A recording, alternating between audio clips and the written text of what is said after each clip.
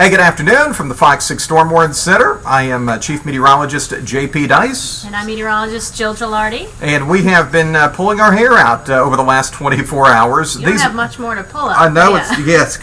Yeah, if this keeps up. I tell you what, this has just been insane lately. The forecast models, every run that we get something a little wacky there. So we're going to take you through this. We're going to tell you what we do know and what we don't know. And first off, let's show you what's going on. Winter storm warning. The Weather Service upgraded us from an advisory to a warning. You can see the counties listed there in blue. What's in purple is the winter weather advisory. So that's a little bit beneath the winter storm warning, but counties that were not in the warning are now in the warning. There was not a warning this morning. It went from watch to advisory. Now we're at warning. Yeah, I know a lot of people are contacting me down in Shelby County. Are we going to be, are we going to see an extension to this? And now, yes, that is the answer. So Bibb, Shelby, Talladega, for example, now in that winter weather advisory. And we're looking at radar. We're kind of transitioning over from that mode where the last several days and even today we were looking at forecast models. Now we're looking at radar trends, and we're trying to figure out which model's the most accurate based on what's happening with radar. There's a lot of rain out there across Mississippi, and that's what it is. Temperatures are all above freezing, so there's no issue out there. Not this afternoon, even later on tonight. This is essentially going to be overnight into tomorrow morning, so no problem. But you can see there's a lot of moisture tracking our way. A lot of that moisture has been tracking to the south, but we're watching an area just a little farther to the north to see if we have some development. If we see that development, that would be the part of this equation that would translate into a pretty good chance of seeing some icy conditions. So we're going to start kind of breaking things down here and get into some of the forecast models. And Jill's got the Viper model over there that we've been looking at. It's known as the BAMS model, and she's going to kind of walk you through time. And look at that. By midnight, we start to see northwestern counties, Marion County, Lamar, Winston, northern Walker County with some snowfall. Yeah, I mean, it shows as far south as that I-20 corridor. Initially, the precipitation type would be in the form of rain, and then as the air cools at low levels, we start to see that, freezing line shifting southward. So, perhaps even by 3 o'clock in the morning, I mean, you're talking about the northern part of a county maybe seeing frozen precipitation, and the southern part seeing just plain old rain. And I mean, that's setting up right across even Jefferson County, that changeover occurring. And again, the pink is going to be your freezing rain. We're predominantly thinking pink will translate to freezing rain. I don't see a lot of sleet with this, so white is snow to the north. And as we look ahead towards 4 or 5 in the morning, that's when some of our heavier precipitation will be moving in.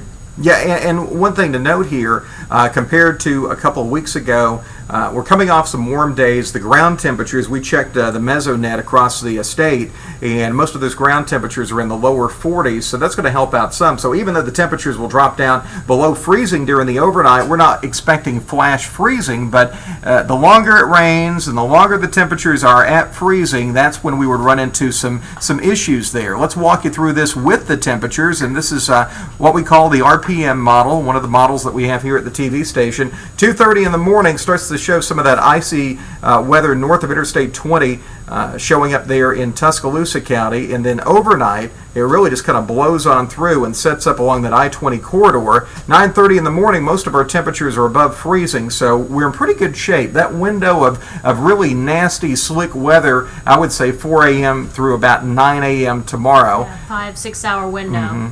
Could be enough, we were talking, maybe a few power line issues. I don't think widespread, but there could be. Yeah, I mean, you've got, say if somebody gets a 1/4 of an inch of ice, which is possible with this system, we've got a lot of trees, and a lot of them still have greenery on them, even though it is winter time, and some of those could get weighed down. You get a tree branch that snaps and the power lines below it, an isolated power outage can't be ruled out. So prepare for that worst case scenario, not saying we're expecting a major ice storm by any means. Because we just don't have the setup with the infrastructure being so cold like it was a few weeks ago. Winter weather threat, here you go. best estimates, and these are just estimates we're throwing out there. The forecast models do a pretty lousy job of doing these accumulations because the models don't know how warm the ground is. They take into account the air temperature.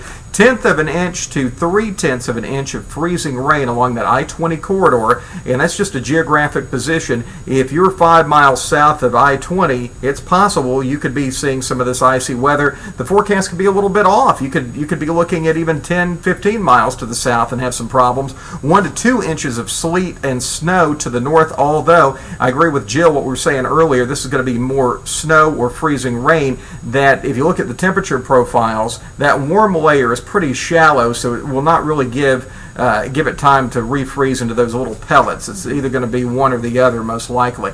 So that's one deal we're dealing with. Okay, here's the other one. This is the 1-2 punch. Look at this tomorrow night. To the north of us in northeast Alabama, probably again more winter weather, and through Wednesday morning. Yeah, I mean, I've seen systems like this before where you've got this low that kind of ramps up to your east, and when you're on the northern side of that low, it's in the right position where you maximize your lift, the cold air is in place, and you can see, some significant snowfall out of that. And we're thinking right now, the zone to watch out would be Cullman to Gadsden in that northeast corner of our viewing area. But as we get into the evening hours, and JP will show you, we start to get some of that cold air even wrapping as far south as perhaps Birmingham to see a little bit of snow here as well. It is possible. So this next round coming up on Wednesday may dump a couple of inches of snowfall, and this is going to be a nightmare type setup for the Atlanta area. Governor of Georgia has already issued a state of emergency for Georgia because they may very well be looking at a historic icing event. So if you have airline travel or something that connects through Atlanta over the next couple of days, watch out for the delays that are likely to be there. And you can see 4 o'clock on Wednesday, still squeezing out snow and wintry precipitation as far west as the Birmingham area. Just keeps wrapping around. So Anniston, Oxford, Talladega, Pell City, and Birmingham, Wednesday evening, really watch out for that. And snowfall accumulations here, looking at upwards of 2 inches, 1 to 2 inches of snowfall there across the eastern portion of our viewing area. We've even seen some models put about 5 inches in that same spot, so still a lot can change between now and then. We're kind of working on the first round, and then we'll focus on that second round and get those totals nailed down for you. And that's the low we're talking about there as it moves off toward the east and produces a lot of rain across the Carolinas. The backside of that, interacting with the cold air, is what is going to be producing all of that snowfall and wintry wet weather on that second round. Overnight lows, look at those numbers. This is tonight. Pretty cold up to the north. Yeah, and that's the area we're most concerned, especially you get that frozen precipitation, Vernon, Jasper 29, middle and upper 20s, a lot of that stuff is going to stick on the ground. When you get a little further south and you're kind of flirting, right along that freezing line, if not slightly below, you're going to have more elevated surfaces, better off freezing than some of the roadways that could just stay wet. Yeah, I think the bottom line here is definitely we're going to be looking at some travel problems in the morning. That timeline from 4 a.m. to about 9 a.m., elevated roadways, bridges, overpasses, hilly terrain, anywhere it's a little colder, you can get some air underneath a roadway. That's going to be a travel trouble spot. And when you get that corridor there from downtown Birmingham northward toward Cullman County, that's going to be a place we're going to be focusing on. But also a little farther to the south, you could be looking wherever that freezing line sets up. You could see a dramatic change in the forecast. And any little fluctuation, again, in elevation. You may live in a valley and see just plain old rain, and you go up a little bit higher, and it may be 32 degrees, and there's a glaze of ice. Glazed over. So we'll keep you updated here in the Fox 6 Storm Warning Center. Wes Wyatt is coming on board tonight, and we will be with you for the duration of this icy winter weather here in the Fox 6 viewing area. We'll see you later.